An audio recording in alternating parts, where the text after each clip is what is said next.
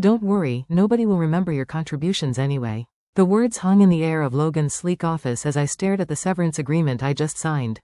5 years of 70-hour weeks reduced to a digital signature and a dismissive comment. I maintained a neutral expression even as I felt my chest tightening. I appreciate the opportunity, I said, rising from the chair. Professional to the end. That's me. Dana Whitaker, Senior Systems Engineer. Or former Senior Systems Engineer, as of 3 minutes ago. Logan Merritt, our charismatic CEO, didn't even look up from his laptop. His perfectly styled hair caught the San Diego sunlight streaming through the floor-to-ceiling windows that had been installed after our Series A funding came through. $10 million to scale the company I'd helped build from the ground up. I walked through the open office space, past rows of engineers who had no idea I wouldn't be returning tomorrow. Some of them were working with my code right now. Code I'd written during countless all-nighters, code that formed the backbone of our entire product. The custom system architecture I'd designed when we were still working out of that dingy warehouse space downtown. When we couldn't afford air conditioning. And I'd keep coding even as sweat dripped down my back. Heading out early, called Thomas from his desk, one of the newer hires who had no idea what was happening. Something like that, I replied with a smile that didn't reach my eyes. I packed my personal items quickly. There weren't many. A small plant, a framed photo of my sister's family, and a coffee mug. 5 years and I could fit my personal effects into a single canvas tote. I'd given everything else to this company. As I waited for the elevator, I felt a chill creep up my spine. Logan's comment about nobody remembering my contributions wasn't just mean. It was wrong. Every line of that system architecture had my fingerprints on it. The documentation was in my unique structure. Designed for my own understanding with shorthand notes that only made sense to me. I had purposely never created the comprehensive guide that had been on my to-do list for 3 years, always postponed for more urgent tasks. The elevator doors opened and I stepped inside. As they closed, I caught one last glimpse of the office that had been my second home. A thought occurred to me then. They really had no idea what they'd just done. I wasn't angry, not yet, but I was suddenly very, very aware of my value and of the precise location of every original architecture draft, version log and IP-related correspondence that had my name on it. I grew up in the shadow of my father's failure. He was a brilliant engineer who designed a revolutionary battery system back in the 90s. When his company went public, they pushed him out and scrubbed his name from every press release. I vowed I'd never let that happen to me. Yet here I was, 29 years old, walking away from Quantum Shift with nothing but a severance check and a non-disclosure agreement that I had carefully reviewed before signing. The NDA covered company secrets, but it didn't cover my personal documentation process or the files I deliberately sent to my personal attorney before I'd even walked into Logan's office. I'd sensed this coming 3 weeks ago. The whispers, the closed-door meetings, the way Logan had started introducing Troy, the new engineering consultant, to our investors. I wasn't paranoid. I was prepared. On the drive home, I called my attorney, Valerie Knowles. "I've been dismissed," I said simply. "They're bringing in someone with more experience." "I see," Valerie replied, her voice steady, "and the severance package. 6 months salary, standard NDA, nothing about intellectual property beyond what was in my employment contract." "Smart girl," Valerie said, and I could hear her smile. "The files you sent over look solid. Let's meet tomorrow to discuss options." The next day, I didn't feel the customary urge to check my work email or Slack messages. Instead, I slept until 9 a.m. for the first time in years, made myself a proper breakfast and drove to Valerie's office with a strange sense of lightness. Valerie had laid out my files across her conference table. Architecture diagrams, version control logs, emails that clearly showed my contributions and, most importantly, proof that I had created the custom authentication system that made Quantum Shift's product unique in the marketplace. "You've been meticulous," Valerie said. "Most people don't document like this." "My father taught me to keep receipts," I replied. "So what do you want to do with all this?" she asked, gesturing to the evidence of my 5 years of work. I sat down, considering my options. I wasn't vindictive by nature. I hadn't been raised to seek revenge, but I had been raised to value my own worth. "Nothing yet," I decided, "but I want to be ready." Valerie nodded, understanding perfectly. "They'll come looking for you, companies like this always do, once they realize what they've lost. And when they do, we'll be prepared." I left Valerie's office feeling strangely at peace. For the first time in 5 years, my time was my own, and I intended to use it wisely. 3 weeks after my dismissal, I was sitting in a beachside cafe, sipping an overpriced latte and scrolling through job listings when my phone rang. The caller ID showed Joseph Bryant. "Quantum Shift's CTO. Dana," he said, his voice overly friendly. "How have you been?" "Fine, Joseph," I replied, keeping my tone neutral. "What can I do for you?" Well, the team has been working on the next release, and they had a few questions about some of your architecture decisions. I was hoping you might have time for a quick consultation. I took a slow sip of my coffee. Consultation was an interesting choice of words. I'm not sure that would be appropriate given the circumstances of my departure, I said carefully. Joseph cleared his throat. Look, Dana, we're willing to compensate you for your time. Logan may have been hasty in his decision. Hasty, I repeated. Is that what we're calling it? There was a pause. The documentation is a bit specialized. I almost laughed. Specialized was a polite way of saying that my personal shorthand was incomprehensible to the new team. I had documented everything, yes, but in a way that made perfect sense to me, and apparently no one else. I'm afraid I'm quite busy at the moment, I said. Perhaps Troy, with his extensive experience, can figure it out. Dana, Joseph began, but I cut him off. I wish you all the best, Joseph. Truly. I ended the call. My phone buzzed immediately with a text from Joseph. We can double your consultation rate. Please reconsider. I sent my phone down without replying. Let them stew for a bit. That evening, as I was making dinner, I received an email from Ethan Wilson, one of the junior engineers I had mentored.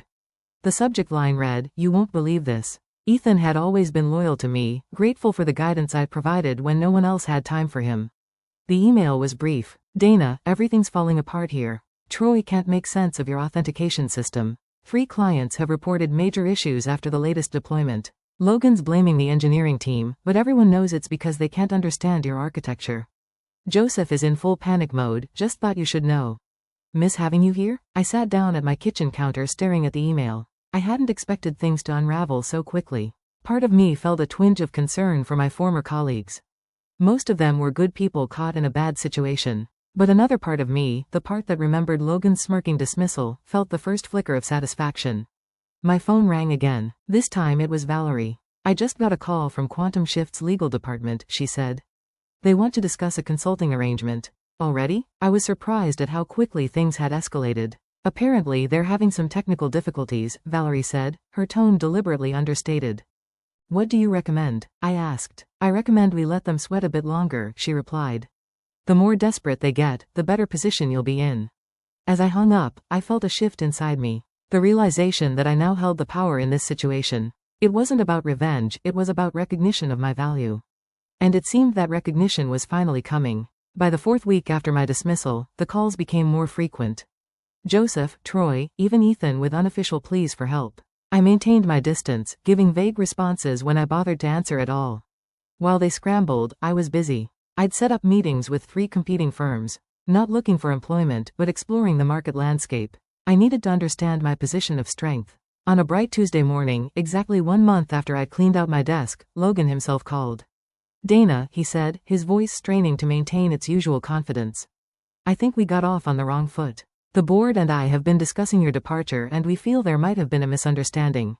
A misunderstanding, I repeated, keeping my voice flat. About what exactly? About your value to the company, Logan said. The words clearly difficult for him to utter. We'd like to bring you back on as a consultant to help with the transition. I almost asked, what about nobody remembering my contributions, but decided against it. No need to reveal my hands so early. I'm not interested in consulting, I said. But I appreciate the offer. Dana, be reasonable. We're talking about a significant consulting fee. 6 figures for a few weeks of work. I'm quite busy at the moment, I replied, echoing my response to Joseph. Best of luck with everything. I hung up before he could respond and immediately called Valerie. Logan just called offering a consulting position, I told her. 6 figures. They're getting desperate, Valerie said. But we need to tread carefully. Have you been monitoring their product? I had indeed. Quantum Shift's client-facing dashboard had been experiencing significant downtime. Their Twitter support account was working overtime responding to complaints. Their stock price, which had surged after the funding announcement, had dropped 15% in the past week. It's not looking good for them, I confirmed. Perfect, Valerie said. I've been doing some digging of my own. Did you know that Logan presented your authentication system as his own creation to the investors? I felt a cold shock run through me. What? I have a contact on their board. Apparently, Logan's been taking credit for your work for years. The investors were funding his vision, not realizing that the technical backbone was entirely your creation.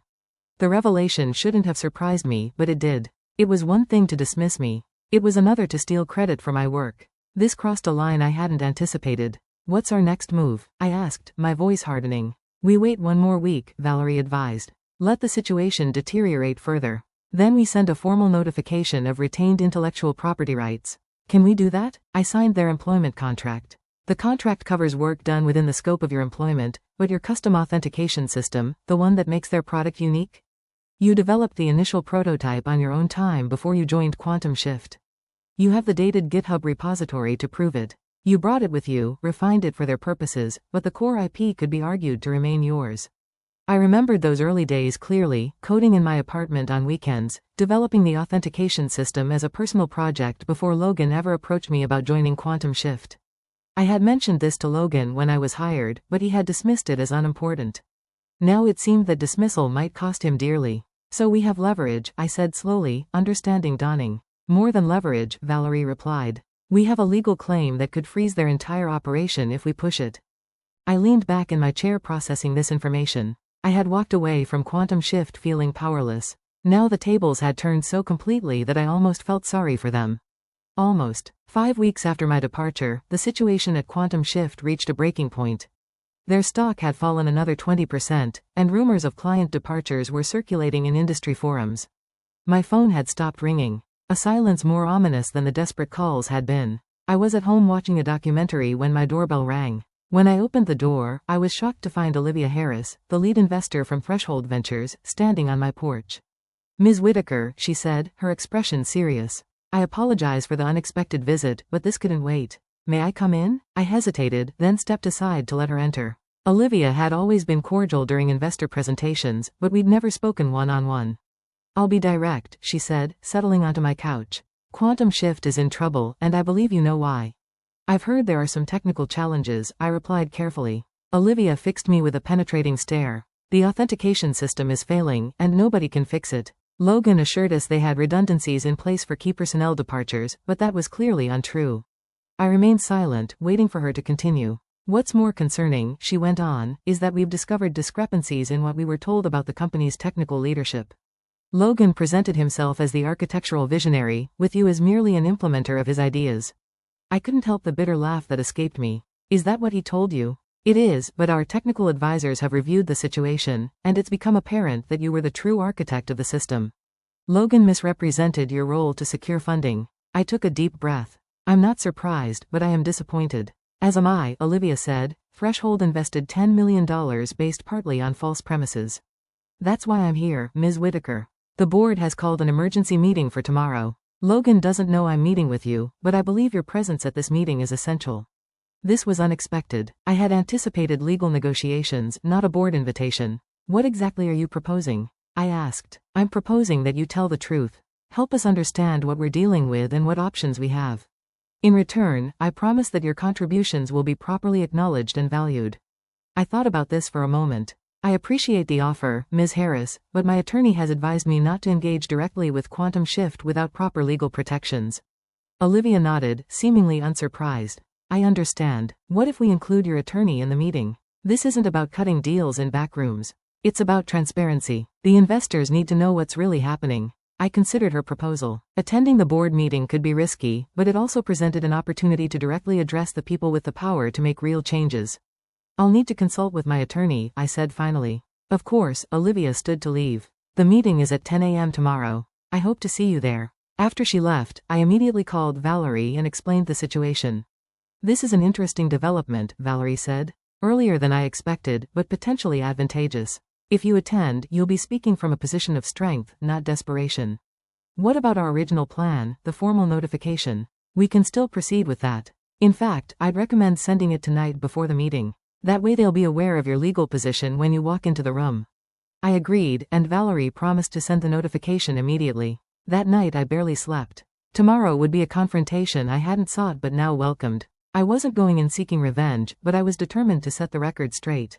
Logan had tried to erase me from the narrative of Quantum Shift's success. Tomorrow I would write myself back in, this time indelibly. The Quantum Shift offices looked exactly the same as when I'd left 6 weeks ago, yet everything felt different. I walked through the reception area with Valerie beside me, turning heads as I passed. The whispers followed us down the hallway to the main conference room. When we entered, the tension was palpable. Around the long table sat the board members, including Olivia Harris, 3 other investors, and the company's executive team. Logan sat at the head of the table, his usual confident smile nowhere to be seen. Joseph, the CTO, looked like he hadn't slept in days. Ms. Whitaker, thank you for joining us, Olivia said, rising to greet me. And this must be your attorney, Ms. Knowles. That's correct, Valerie replied smoothly, setting her briefcase on the table. We received your invitation and are here in good faith. But I should note that we delivered a formal notification of retained intellectual property rights to Quantum Shift's legal team last night. Logan's face flushed with anger. This is absurd. You signed an employment contract that clearly states all work product belongs to the company. I'm aware of what I signed, I replied calmly. But the authentication system in question was initially developed before my employment began. I have documented proof, including the original GitHub repository with timestamps. One of the investors, a silver-haired man I recognized as Victor Lee from Magnitude Capital, leaned forward. Is this true, Logan? Did you know about this? Logan's expression tightened. Dana's making misleading claims. She may have had some preliminary code, but anything substantial was developed on company time. I retrieved my laptop from my bag and connected it to the conference room display. With your permission, I'd like to share some evidence. Olivia nodded, and I pulled up the GitHub repository, showing the commit history that clearly dated back to before my employment at Quantum Shift. Then I displayed emails between Logan and me from my early days at the company, where I explicitly mentioned bringing my authentication system to the project. You'll note, Valerie added, that Mr. Merritt acknowledged Dana's prior work in these communications, but never formalized any transfer of intellectual property rights beyond the standard employment agreement, which does not cover pre-existing work.